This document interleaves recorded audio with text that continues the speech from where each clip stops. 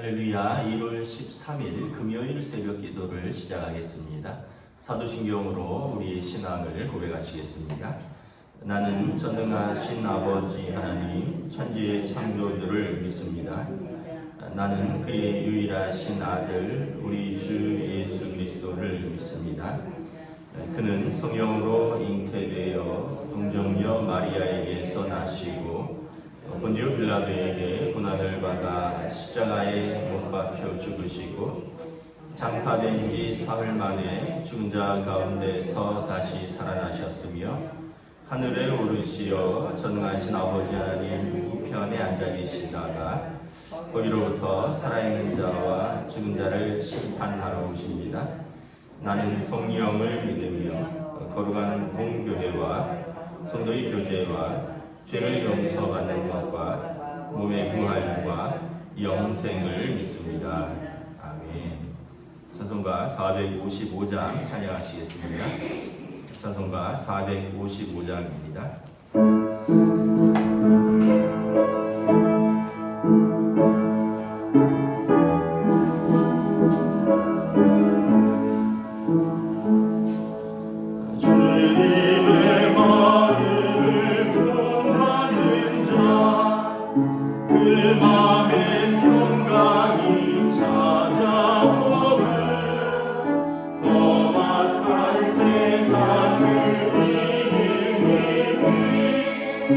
나를 로부터 이 맘이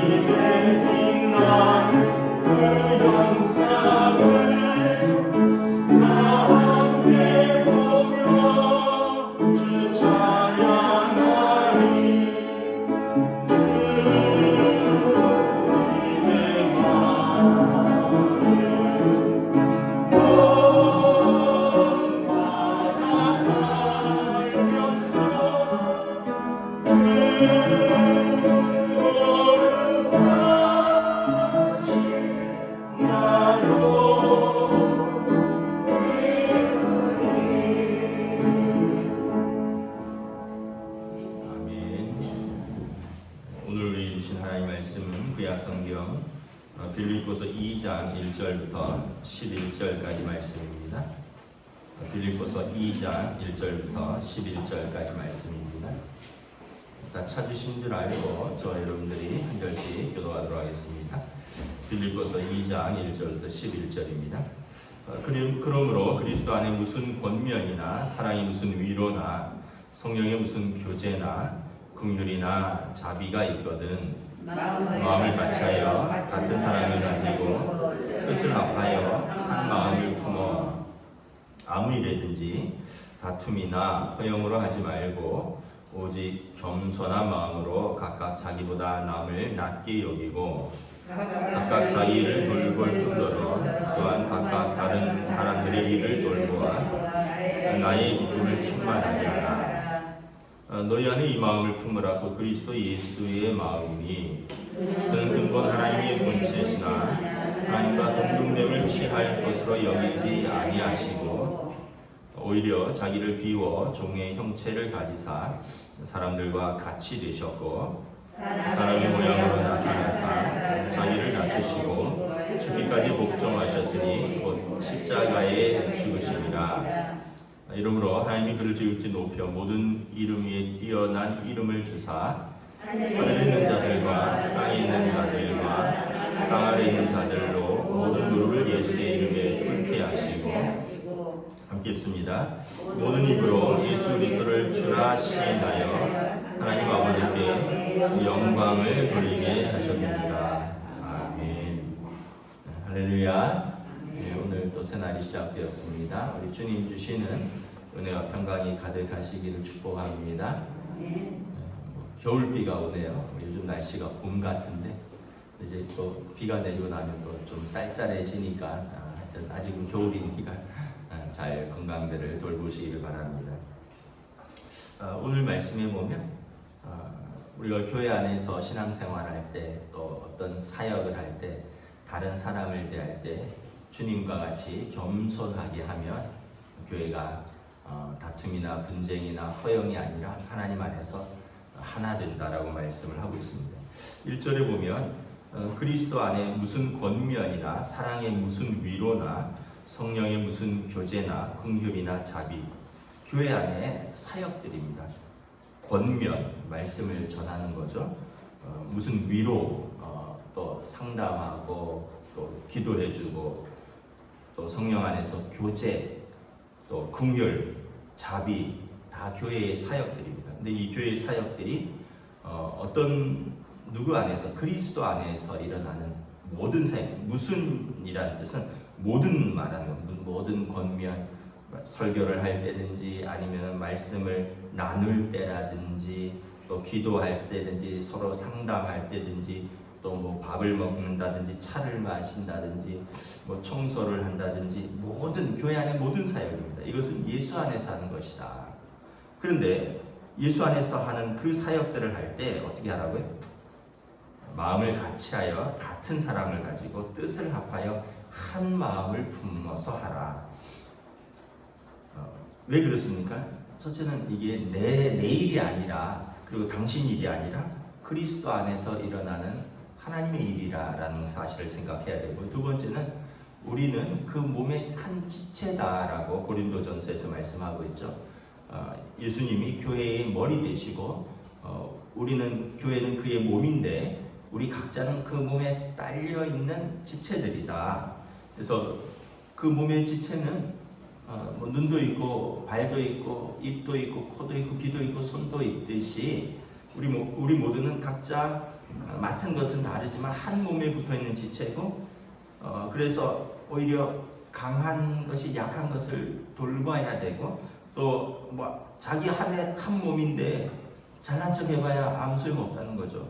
아니 손이 발한테 너는 뭐 맨날 그렇게 고된 그렇게 한 일이 거치냐, 나봐라 얼마나 고상한 일을 하냐, 손으로 기도도 하고 손으로 음식도 먹고 너는 맨날 어디 보이지도 않고 신발 속에 감춰져서 힘들게 다니기만 하고 그래봐야 아무런 소용없다는 거죠. 그냥 자기 발이고 그 손은 자기 손, 남의 손과 남의 발이 아니라는 거예요.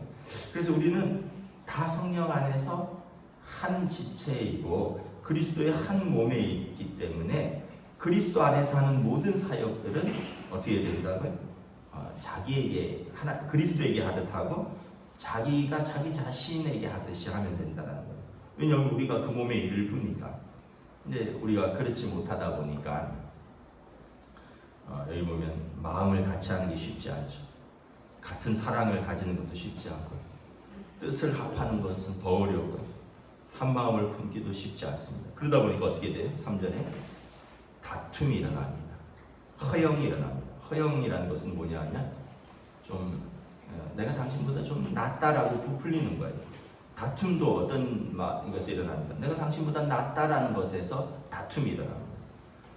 그러다 보니까 마치 교회 안에서 일어나는 모든 사역 가운데 누가 누구보다 낫다라는 마음으로 훈계하고 누가 누구보다 낫다라는 마음으로 사역하고 물론 그래도 또 사역은 교회는 또 돌아가요. 왜냐하면 어제 본문에서 바울이 감옥에 갇혀 있는데 어떤 사람들은 좀 착한 일과 선한 동기로도 사역하고 전도하고 어떤 사람들은 바울보다 자기가 좀 더 낫다라는 마음으로 뭐 이렇게 그래서 바울의 매임에 괴로움을 더하려고 더 열심히 전도하기도 하고 뭐 그래서도 어쨌든 복음은 전파되니 나는 그것으로도 기쁘다라고 했지만 그런데 공동체의 하나됨은 이루어지지 못하겠죠. 막 경쟁함으로써 사역하고 허영으로 사역하고 다투면서 사역하고 이러면 아름다운 모습은 아니겠죠.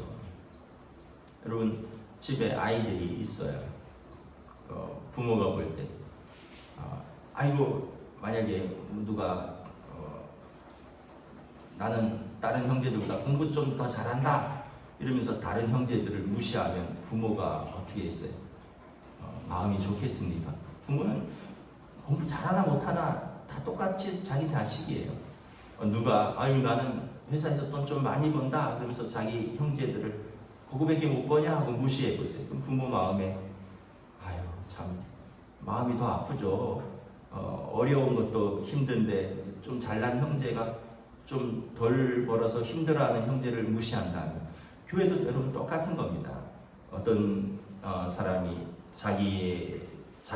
자기가 하는 사역 가운데서 다른 사람들을 허영이나 또 우월함이나 또는 열등감을 가지고 또는 다툼으로 하면 하나님께서 우리의 아버지 되시는데 마음이 편치 않으시는 거죠. 그래서 여러분 항상 우리가 하나님의 일을 한다. 그리고 저 사람은 함께 그리스도 안에 몸에 붙어있는 지체다. 이런 마음으로 우리가 교회의 모든 사역들을 하라는 거예요. 여러분 우리가 하는 말들이 다 마음이 전달이 됩니다. 그래서 우리가 예수님께서 그런 말씀하셨죠. 남에게 대접받고자 하는 대로 남을 대접하라. 내가 다른 사람한테 존중받기를 원하면 다른 사람을 존중하는 것입니다.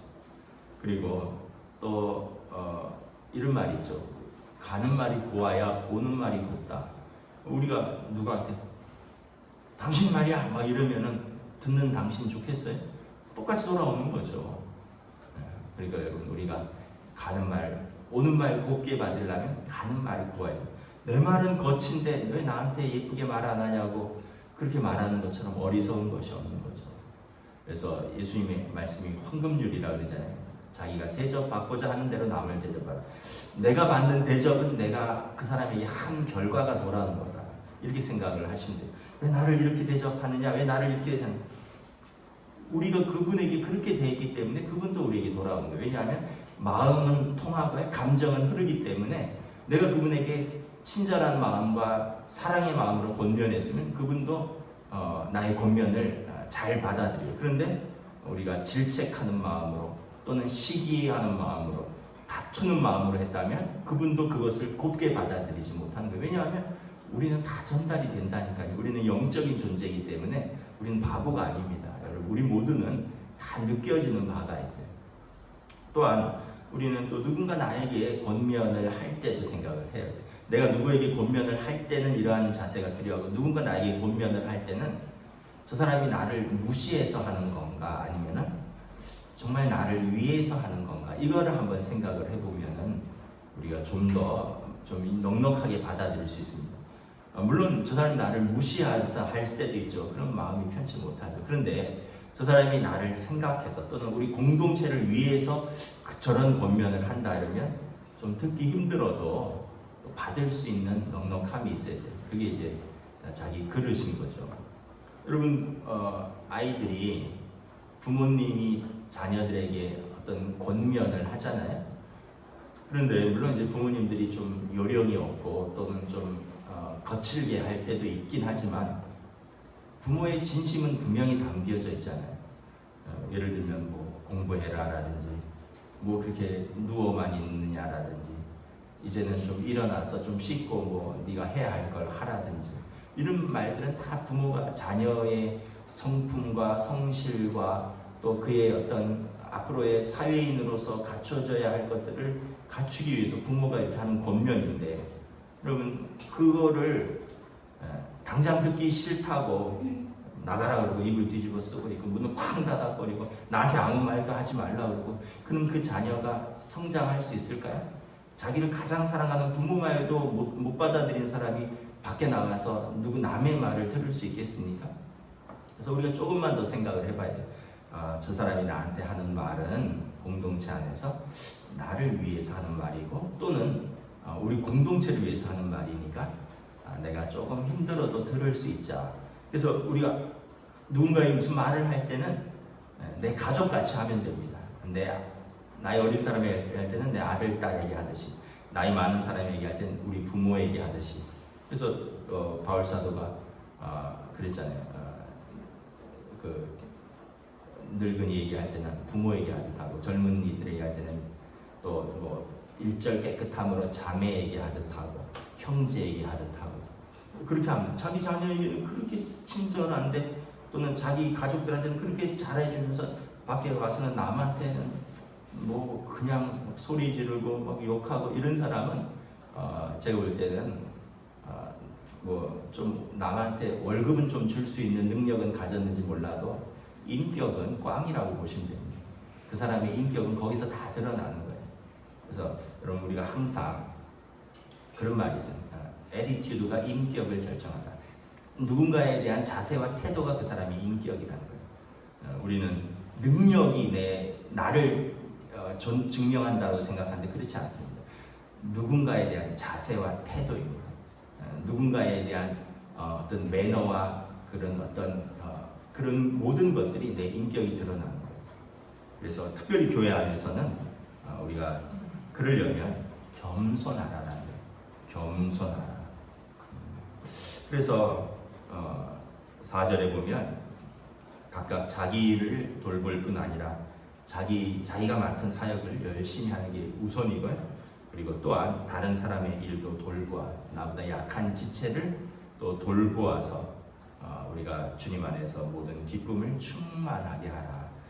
그래서 일단은 겸손과 또 성실과 충성과 이런 모든 것들이 하나님의 교회를 아름답게 세워간다는 거예요. 그러면서 겸손의 모델을 말씀을 하죠. 너희 안에 이 마음을 품으라 곧 그리스도 예수의 마음이시니 이제 이 본문은 빌립보서 2장 5절부터 11절은 아주 유명한 본문입니다. 캐너시스라 그랬는데 그리스도의 자기 비움이라는 그런 뜻입니다. 예수님께서 얼마나 자기를 비우셨는가? 어떻게 비우셨어요? 근본 하나님의 본체시나 삼위일체 하나님이시라는 거예요. 그런데 그분이 하나님과 동등됨을 취할 것을 여기지 않고 그 하나님의 자리를 비우고 종의 형체를 가지사 사람들과 같이 되셨습니다. 우리와 같이 이 땅에 내려오셨습니다. 그리고 사람의 모양으로 나타나셨는데 우리를 위해서 하나님의 뜻에 죽기까지 복종하셨으니 곧 십자가에 죽으십니다. 하나님이 십자가에 죽으신 엄청난 사건이에요. 왜 그렇게 하셨냐면 우리를 사랑하셔서 우리를 위해서 그리고 하나님의 뜻에 순종하셨다는 거예요. 그러므로 우리가 주님의 마음을 가진다면 우리가 다툼과 허영이 아니라 겸손과 우리의 낮아지심이 그렇게 어려운 게 아니라 사실 이 말씀은 빌립보 교회가 여성 리더십이 아주 강한 교회였습니다. 교회를 개척할 때 루디아 그 권사님이 교회를 개척을 했잖아요. 바울 사도가 빌립보의 첫 성에서 자주장사하는 사업을 하시는 루디아 권사님 집에서 교회를 시작했습니다.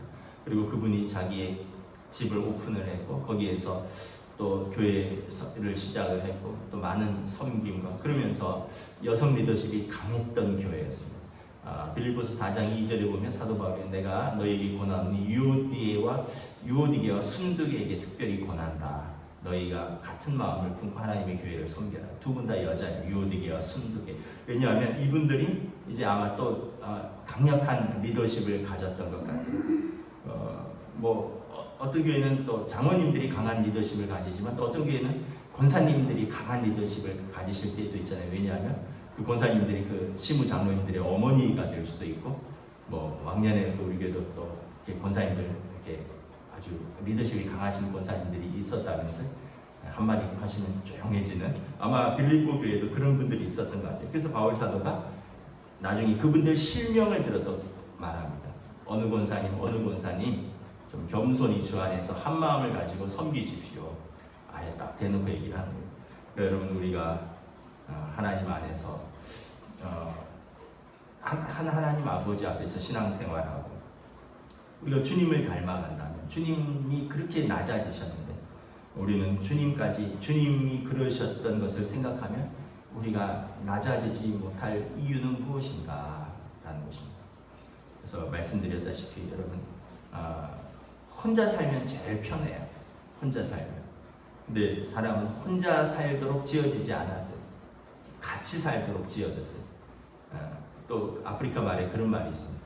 혼자 가면 빨리 갈 수 있는데 같이 가면 멀리 갈 수 있다. 같이 가야지 멀리 갈 수 있는 거예요. 근데 여러분 우리는 공동체를 이루어서 신앙생활을 하도록 되어 있는 것입니다.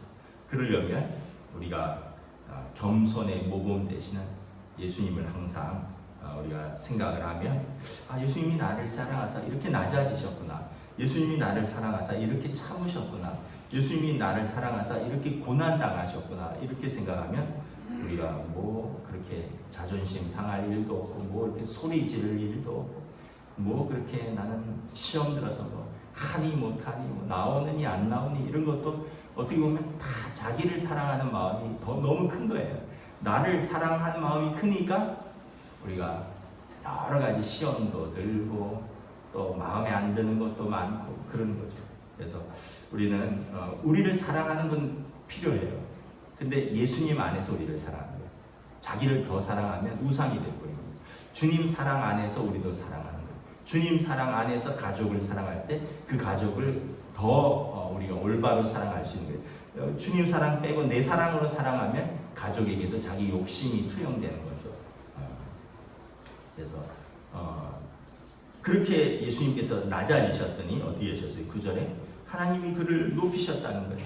모든 이름 위에 뛰어난 이름을 주셨다는 거예요. 하늘에 있는 자들과 땅에 있는 자들과 땅 아래 있는 모든 자들의 주로 삼으셔서 그들이 무릎을 예수의 이름에 꿇게 하셨습니다. 우리가 낮아지면 우리가 정말 밟히는 게 아니에요.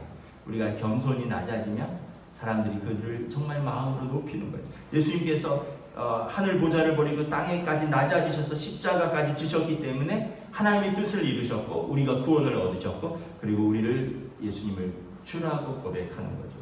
11절에 모든 입으로 예수 그리스도를 주라시나요 하나님 아버지께 영광을 돌리게 하셨습니다. 그러므로 우리가 여러분 예수 안에서 하는 모든 사역, 모든 섬김, 모든 권면, 모든 어떤 기도, 모든 위로 이 모든 것을 우리가 주님 닮아서 겸손하게 하면 이것이 예수 그리스도를 주로 시인하는 것이고 그러므로 우리 공동체가 하나님께 영광을 돌리게 되는 것이고 그러므로 우리 공동체가 아름답게 세워져 가는 것이다. 항상 말씀드렸죠. 교회는 두 가지가 중요하다. 거룩함과 화평이다. 거룩함이 깨어지면 교회가 아니고 친교단체고 화평이 없으면 거룩함도 지킬 수 없다. 분쟁하는 교회에서 어떻게 거룩함이 있을 수 있습니까? 그래서 이 두 가지는 목숨을 걸고 지켜야 되는 거죠. 이 두 가지가 깨어지면 교회가 교회될 수 없기 때문에 자기가 중요한 게 아니에요. 공동체가 중요한 거예요. 자기가 중요한 게 아니에요.